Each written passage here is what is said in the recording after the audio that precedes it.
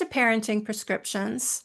At Advocates Protecting Children, we know that children are not just miniature adults. They need the nurture and care of parents and caregivers who recognize children's unique needs and ever-changing developmental stages, and who understand that unconditional love and solid boundaries are both part of nurturing children toward optimal development. Thank you for joining us today as we explore time-tested parenting techniques and strategies for raising healthy kids in a hostile world. And I'm Maria Keffler, My name is Michelle Cretella. and we are launching a new video series, a new video and podcast series, Parenting Prescriptions. So Michelle Cretella is a pediatrician who has been in this fight for a long time, and I would imagine that people who are watching this are probably more familiar with you than they are with me. Um, Tell us how you got involved with this. Tell us a little bit about your background. Sure. Well, I received my MD in 1994 and completed my pediatric training in 1997 and practiced in general pediatrics for nearly 20 years after that in general practice, general group practice in rural areas of Rhode Island, Connecticut, and also got married and had four children of my own. My four kids now are all young adults. Um, as a general pediatrician, you have the privilege of we have the privilege of caring for patients both prenatally. We typically meet with parents before the child's born and can talk about prenatal care as well as our vision for parenting and health of the child, and it's a nice way to ensure that the family and pediatrician are a good fit. And we continue to give care to our patients right up through age 21, the college years. So it's a great privilege to see them grow and to really work with your both parent and child. Good pediatricians, we realize we're not there to replace parents. Uh, we have a certain expertise in healthcare, but parents truly are the experts on their own children, especially personalities and development. And it's a partnership. Good pediatricians realize we are a bridge between parent and child. We should never be a wall. And Oh, that's the that's philosophy beautiful. that I really want to bring, to these videos. So they're parenting prescriptions. They're going to be recommendations that hopefully many families will find very helpful. The idea will be for you to take the information, suggestions, examples, and fit them into your own style. Talk with your own, obviously your spouse, your own healthcare professionals, and we're here to help you navigate the very hostile world of, uh, well, the culture, really a culture of death, a culture that um, basically promotes Some everything really from unhealthy really things. unhealthy things. Yeah, Yeah, yeah, yeah. some very Yeah. unhealthy things. So Michelle and I are both on the board of Advocates Protecting Children, and we support families, anyone who's dealing with gender ideology. But these parenting prescription videos came out of a place of feeling like parenting is under assault. Parents are getting bad advice from a lot of places, and there's just a lot of questions about what are the best practices for raising children well.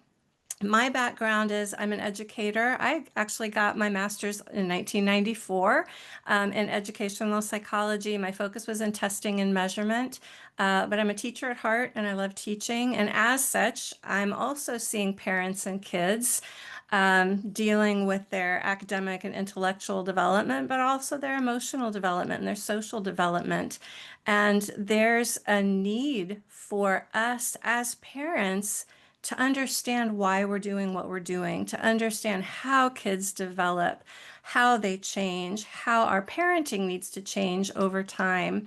And so is that a good way to explain kind of why we're launching this? Just to Yeah, it have conversations around parenting. absolutely. And honestly, if if those basic um if the basic time-tested parenting concepts are embraced early, Mm, that is going to lead to open communication between parents and children. And that's the best protection, not only against gender ideology, but mm, against all those bad health decisions. yeah. Drug, sex, and rock and roll, as they used to say, right? And Open that's all still communication. around, Absolutely. as well as some new things that you and I Yeah, didn't have to right, deal with when right. we were So, kids. yeah, I mean, some of the topics we'll talk about, technology is going to be a huge one. Mm, Protecting children from the various threats that enter our homes and their minds through devices, and it can be really overwhelming as parents, and you may not know where to begin. How can I protect them from that? Well, we that's one of the topics we'll tackle. yeah. Mm, Some other things we want to talk about. We do want to talk about gender and what's going on, and how do you protect children from getting sucked into gender ideology. If your child already has, how do you pull that child out again? A lot of general parenting topics. What's attachment and why does it matter? What are boundaries and why do they matter? How do we discipline in love? How do we respond to difficult questions? We've just got a bunch of things we're really excited to talk about. Um, we also are going to be referencing the book Time Tested Parenting Raising Healthy Kids in a Hostile World. This is our latest book that we've just put out. And we thought maybe to start our video series, we might want to share with you some of our core concepts. Like what are as an organization, and Michelle and I as parents, what are our core values? mm, And that way, if you don't share our core values, you'll know this is where we're coming from. And if you do, you'll know that we're coming from the same place you are. But if any of these you kind of go, oh, bristle, I don't like that, we would ask you to just give us the benefit of the doubt, listen to what we have to say, and make an informed opinion about what you really think about these things. There's a lot of stuff in the culture that's out there that's just sort of a given that, well, this is just the way it is. One of right. the things that comes to my mind is kids and teens, they're just gonna have sex. Mm. We don't think so. We don't think that's necessary. We don't think they have to. We think you can wait until marriage. But anyway, I'm on page 15. If you happen to have the book, having a hard time with the camera, I'm on page 15. And I'm just going to read a core value. And Michelle, tell me what you think about that. So, one, I mentioned in the introduction, children are not just miniature adults. Super important. As a pediatrician, and even as a mom myself, despite having the training, uh, when you have a 1-year-old, 2-year-old, um, even a 5-year-old, and they're misbehaving, they don't know how to reason. They don't understand cause and effect.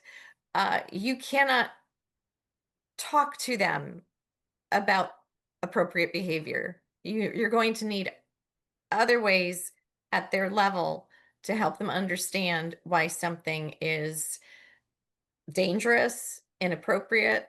Um, so I've encountered a lot of parents who just talk too much. They're Mm. talking to their children, or They're uh, trying to logic and they're trying reason. logic and reason, but it that's beyond children. They don't have that capacity at that Yeah. age. So it's very important to understand. And even teenagers, they are certainly capable of reason and logic. And we should be speaking with them. We should be speaking with our children way before then, of course. Yeah. But um, however, even teenagers are not miniature adults. We know that the judgment center of the brain does not fully mature until early to mid 20s. Mhm. So, the parts of the brain that are able to think about negative consequences, risk, and how that's going to really impact my future, they don't have that adult capacity. Yeah, Um, I have three kids. They're 22, 20, and 17 right now. And it's fascinating to see that kind of playing out with them. And my kids don't love it when I share stories about them, so I'm going to be a little bit oblique right. about my stories. Mm. But there is a certain amount, I don't know if magical thinking is the right word for it, but when that frontal lobe isn't quite developed, they can really believe, like, oh, this isn't going to be bad for me. Like, I'm going to be okay. This is why so many I'm teenagers. going to be the exception. Right, right, So right. it's interesting. I mean, of course, Maria, you know this when they're, under, so age 7 and below, there is true magical thinking in the Mhm. sense that children may believe that their thoughts cause Mm, things to happen. Like, oh, I got mad at Sissy and I wanted her to trip and fall and that's why she got hurt. So mm, there's that level of magical thinking, but in the adolescent years, it's this, oh, nothing bad's going to happen to me. It's truly this sense of almost immortality. mm, And they need a degree. At that age, you do need a degree of security or safety, because that's an age at which teenagers and adolescents should take a little more risk. They're supposed to be figuring out who they are identity wise and what role, will they role or vocation might they want to choose or fit into.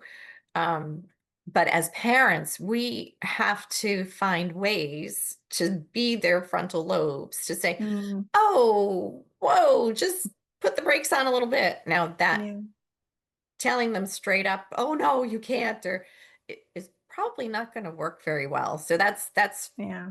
and for me that was it's very hard to transition from when they're younger and you can literally say, "No, I have to set this boundary for you," to this in between now where yes, they're older, they can reason and they need to be allowed to make their own mistakes or whatnot, but Yeah. we still have to help them. We have to guide them and help them. And maybe it's by sharing stories. Mm. Oh, Um, that we'll telling talk. kids about your mistakes can be very illuminating. But yeah, my husband and I are navigating that right now with our Mm, youngest, actually our youngest too. How much do we say, you have to do this? And how much are we hands off and say, all right, see how that works out for you? mm, Because when they do have a driver's license and they have autonomy and they have agency, they can make some bad decisions. mm. But as you said, we have to give them latitude to do that to a certain degree. So it can be an art form as much It as is a an art. science. It's definitely an art form.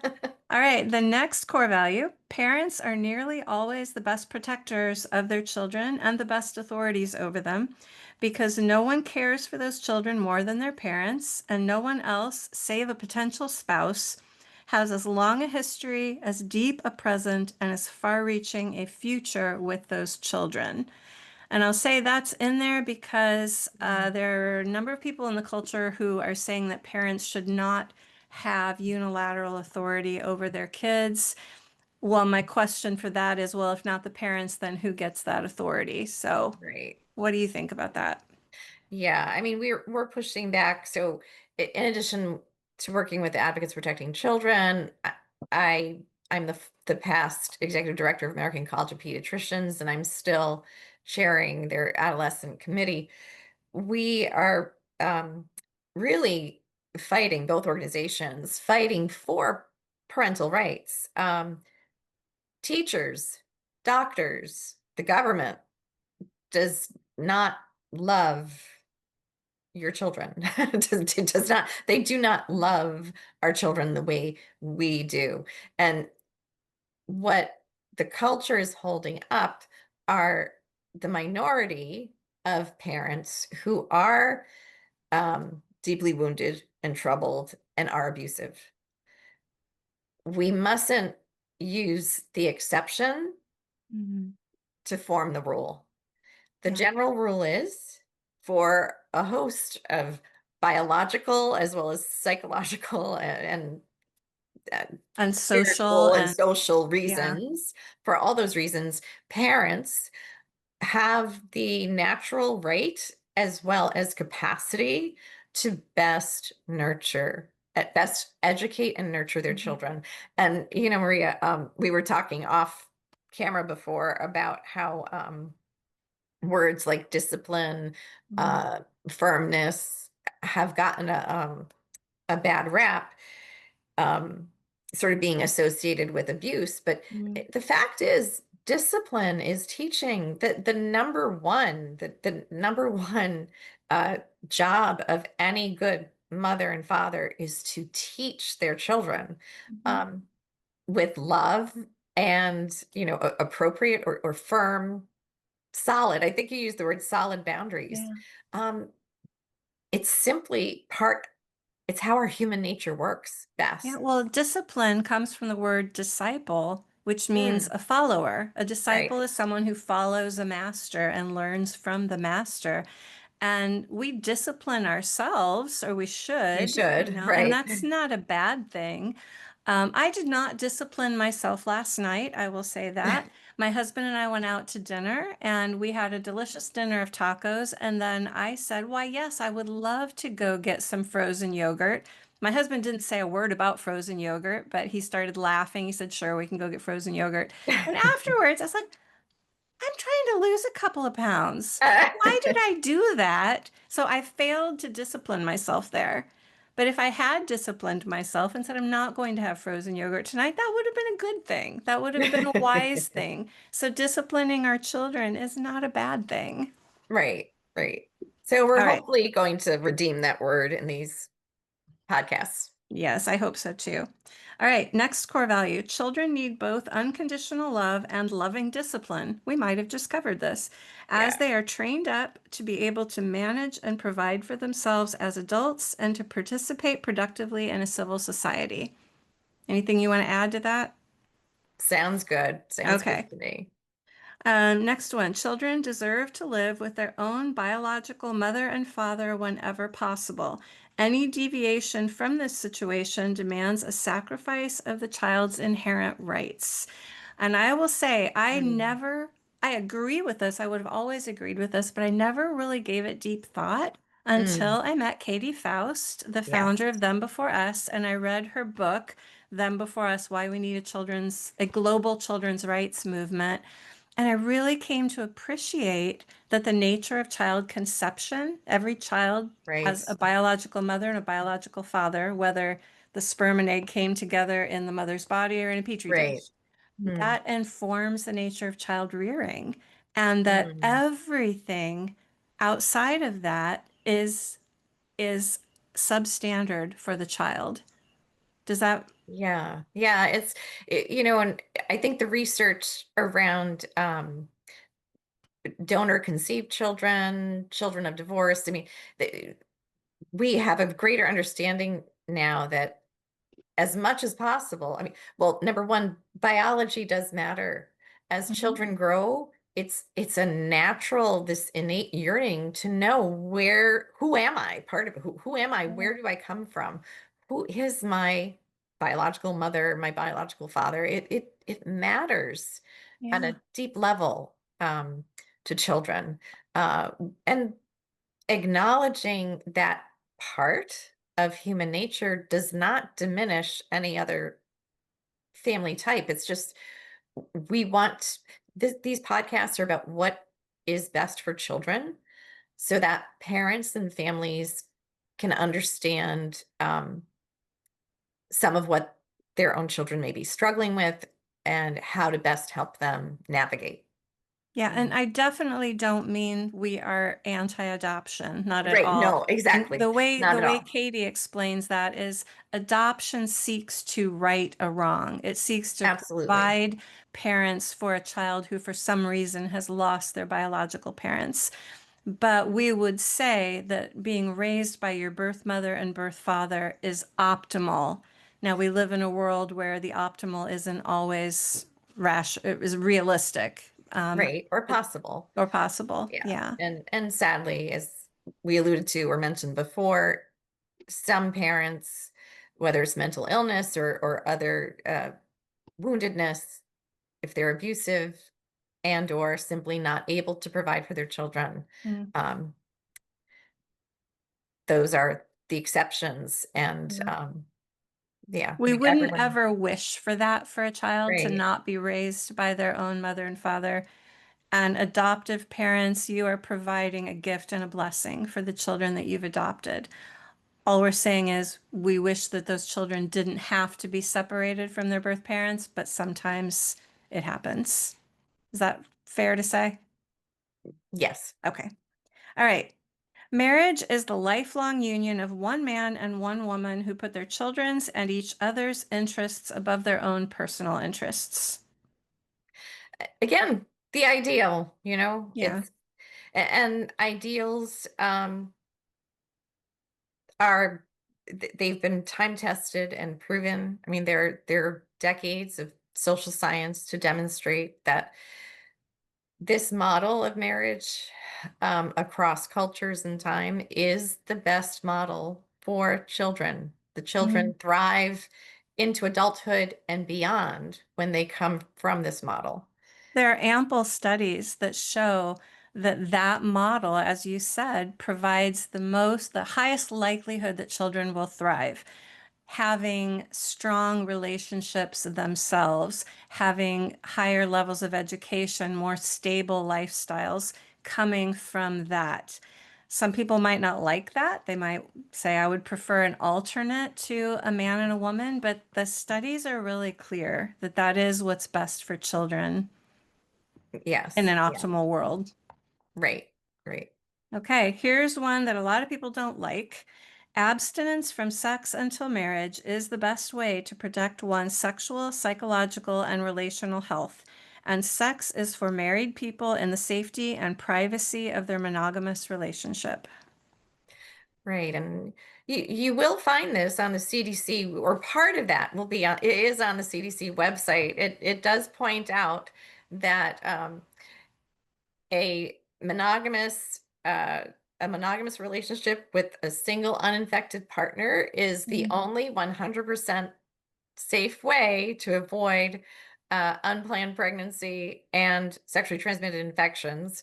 The Mhm. CDC does not, they are silent there about all of the emotional and psychological and social protections that also affords.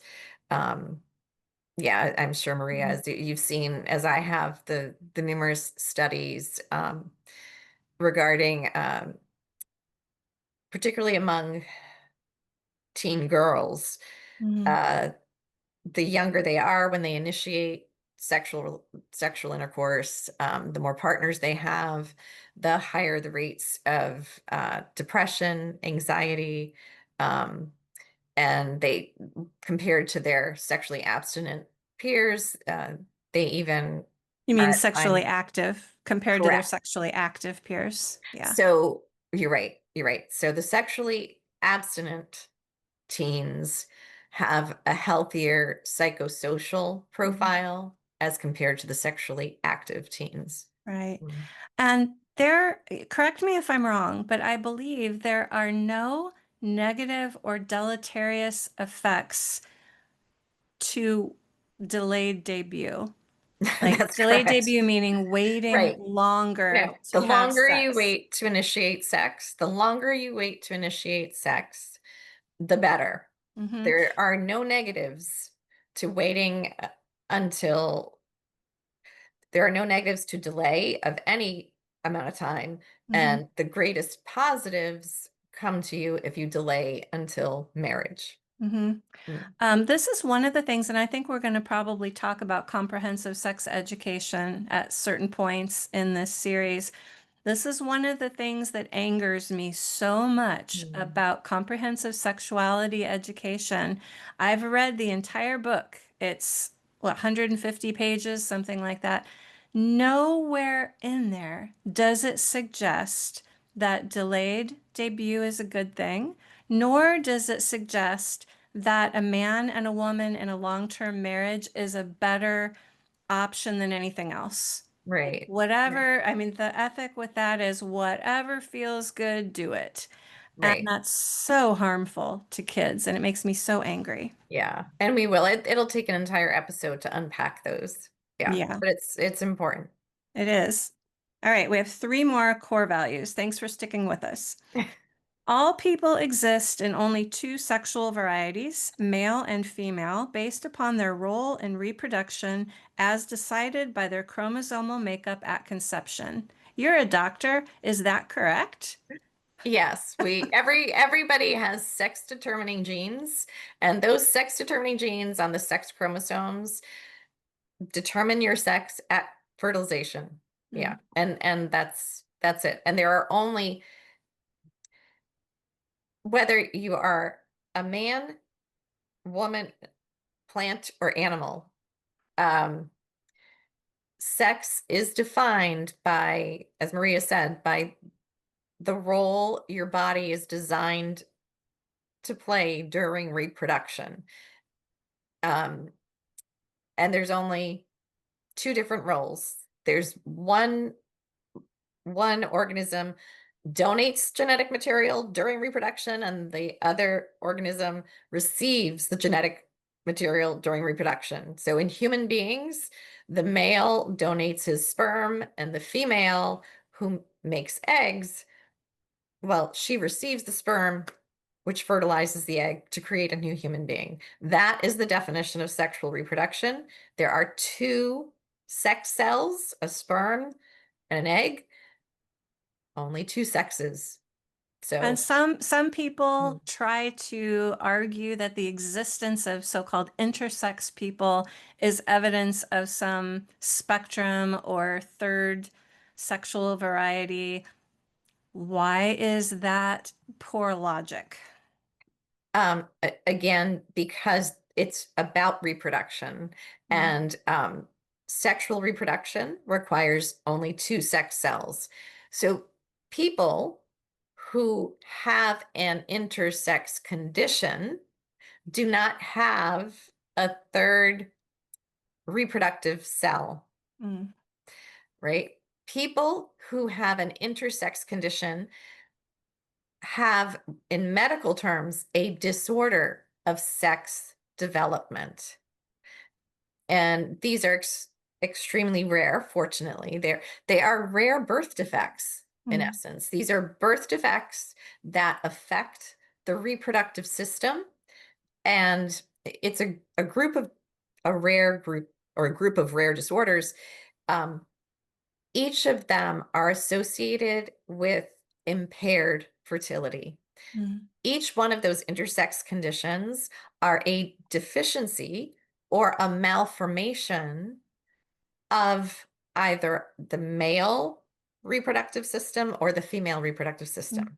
So And it's am not I a continuum. and am I correct? I say this often, so you can correct me if I'm wrong, that in the vast majority of those cases with disorders of sexual development, it is clear what nature intended before something went awry. That is correct. The Okay. vast majority. Now, typically, it may require, for an individual patient, it may require physicians who are experts in genetics, experts in hormones, um, as well as other areas of medicine. However, with a team with blood tests, chromosomes, etc., Mhm. and imaging, it is, in the vast majority of cases, discernible whether the person is male or female Mm. and exactly what went awry. Okay. Yeah. Thank you. I'm glad that I was correct about that. Mm. All right. Puberty is the time when children begin to turn into adults and when they begin what should be a long and slow process of sexual awakening. Sexual interests or activities prior to this period are not developmentally appropriate, but are signs of having been introduced to premature sexual activity by an adult or another child who does not have the child's best interests at heart. This is and this is interesting. I would say this is absolutely a general truism. When I was being trained from 1990 to 1994 for my MD, we were taught any child who has been sexually active, says they've been sexually active before age 12, that is sexual abuse until proven otherwise. Um, I would say that absolutely still has to be considered. However, we are now having, because of smartphones, you could have a 2-year-old, if a parent gives the 2-year-old smartphone to entertain themselves, Mm, one accidental wrong click, and you have a yeah. 2-year-old who's staring at porn. Um, Mm, so I would say now, um, it's not necessarily actual sexual abuse, proof of actual sexual abuse, but it could be proof of porn mm, exposure by accident, hmm. porn But I guess addiction, my but the clarifying point for me would be that is not a normal it's pathway. absolutely, it's not a normal pathway. And it's so easy now for young children to be exposed to pornography. That's one of the reasons we're making it a priority to make our audience, our parents, aware of how you can protect children in your home, from these bad influences. What can you do with the tech? Well, just as a quick aside on that, it is so hard to protect children.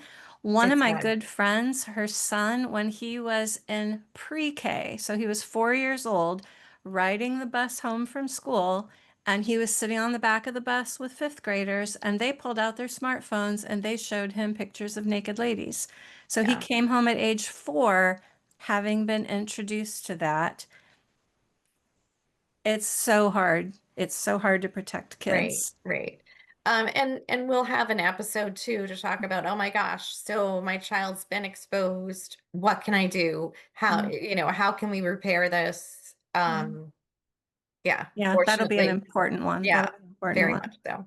Okay, Yeah. last of our core values, an internal locus of control, wherein one believes that one is responsible for his or her own behavior and that one's behaviors are the primary driver of one's outcomes, is preferable to an external locus of control, where one considers himself or herself a helpless victim of others' actions and behaviors. And we have just seen so much of this. It seems like it's everywhere with the everyone's a victim. And this mentality, it's just so pervasive, and it's exceedingly crippling. It's crippled so many children, and it spills over. I mean, I think, Maria, you and I were talking how, even though that's not how our husbands are at, or that's not how we raised our children, they still grew up in this culture, Mm. and they're not maybe as confident as we recall ourselves being at Yeah. similar ages. It just, you are definitely influenced by your environment. So no matter, this is not going to be a program about insulating your children and keeping them in a bubble, because that's simply not healthy in and of itself, and it's also impossible. Mm. Um, but we want, as much as possible, to arm parents so that you can be proactive Mm. and protect your children, as well as educate so that they will be prepared, so that when they Mm. are exposed to these negative influences, they will not be harmed. Yeah. Well, when I was coming through my teacher training, one of the things that was impressed upon us is you want to train kids to have an internal locus of control where they think if I study, I will get a good grade. If I drive too fast, I may get a ticket and that's my Right. fault. Mm, And now I see this all the time, these, trigger warnings everywhere, but these kids feel like that they are at the mercy of everyone around them. Oh, mm. you can't say that word because that triggers me. And I have taught seniors for the last few years, high school seniors, The number of seniors who are afraid of the future breaks my heart. Mm, There's some who are taking a gap year. Not that there's anything wrong with a gap year, but they're right, right. taking it because they say, I'm just not ready for college. I'm like, you passed high school, so You're yes, you ready. are. Yes, you Yeah. are ready for college. But there's this whole fear of growing up and the whole adulting is hard. I'm using my little bunnies all the Right. time. I know, right? Yes. Yeah. Adulting is hard. And I remember wanting so much to be an adult and I was ready to take on the world. And I Right. think the culture has done a real disservice to kids in Yes. making them fearful and afraid that they don't have what it takes to make it in the world. Mm. Hmm. Yeah. Yeah. And I mean, I look back, I think sometimes even I may have done too much for my children. You mean well as a parent, Mm, but and we kind of alluded to this in the beginning. It's a balance. We mm, we have to allow them to try certain things and fail. We have to challenge them. There have to be when they're younger, uh negative if there are not natural consequences, sometimes as parents we need to impose logical consequences. mhm. um yeah, so that's we'll be talking more about that Yeah, in other yeah. episodes, but I'm really excited about this. I'm so glad that this was your idea. So thank you for inviting me to I join guess I you on it. remember it being a It, mutual. no, you had this idea, and I was like, oh, that's great. I would love to do that. So I'm looking forward to it.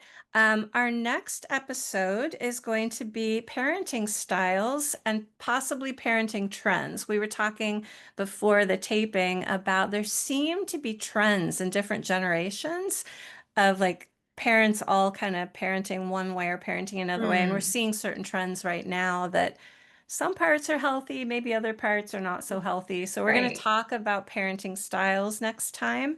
So we hope you'll be able to join us next time. Thank you. This was a great conversation today, Michelle. I'm excited about more. Yes, and it was just, again, just an overall thumbnail. um but yes, we are excited. We're very happy and excited. All right. And thanks for joining us today. We will see you next time.